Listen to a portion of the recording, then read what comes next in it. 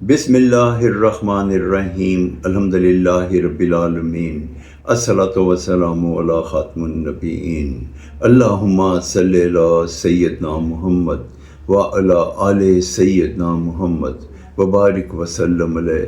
السلام علیکم ورحمۃ اللہ وبرکاتہ۔ میرے ناظرین و سامعین، میری آج کی حدیث سنن ابن ماجہ 3805 نمبر۔ اس حدیث کے راوی حضرت انس بن مالک رضی اللہ تعالی عنہ ہیں۔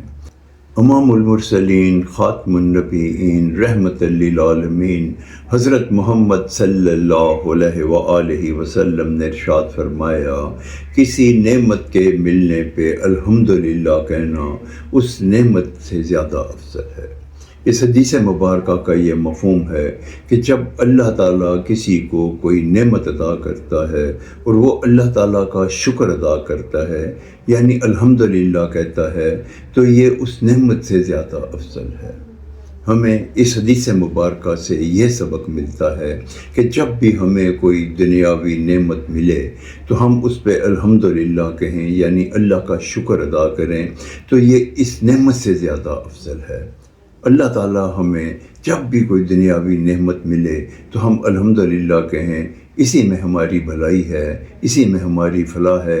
اللہ تعالیٰ ہمیں ہر نعمت پہ الحمدللہ یعنی اللہ کا شکر ادا کرنے کی توفیق عطا فرمائے، تاکہ ہم اللہ تعالیٰ کے شکر گزار بندے بن جائیں۔ آمین یا رب العالمین۔ السلام علیکم ورحمۃ اللہ وبرکاتہ۔